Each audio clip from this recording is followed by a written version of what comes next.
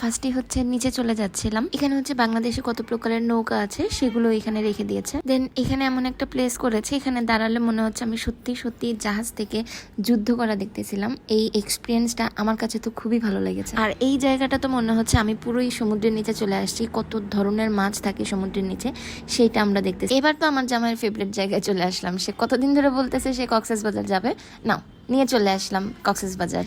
আর এই জায়গাটা দেখো কি সুন্দর, পানির নিচে কত ধরনের শৈবাল বা কত কিছু থাকে না আমরা দেখি পানির নিচে। তো মনে হচ্ছে আমি একদম সেখানেই চলে আসছি। আর মনে হচ্ছে আমি সত্যি সত্যি মাছগুলো ধরতেছিলাম।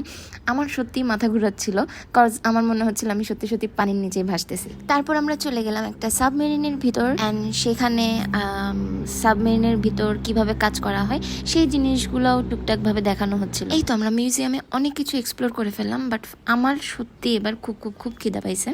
আমি আর পারতেছি না খেয়ে থাকতে, কারণ আজকে আমাদের সারাদিনে কিছুই খাওয়া হয় নাই, অনেক ব্যস্ততার মাঝে ছিলাম। তো আমরা সরোবরে চলে আসি, এখান থেকে হালকা পাতলা একটু খাওয়া দাওয়া করব। তো খাওয়া দাওয়া শেষে আজকের বিকেলটা কিন্তু অবশ্যই আমরা একটা মালাই চা দিয়ে শেষ করব। তো আমাদের এই দিনটা যদি তোমাদের কাছে দেখতে ভালো লেগে থাকে তাহলে please please like share and comment করে দাও। অ্যান্ড যারা ইউটিউব থেকে আমার এই চ্যানেলটি দেখছো তারা প্লিজ আমার চ্যানেলটিকে সাবস্ক্রাইব করে দাও। তো আজকের ব্লগটা এই পর্যন্তই। তোমরা সবাই ভালো থেকে সুস্থ থাকো। আল্লাহ হাফেজ।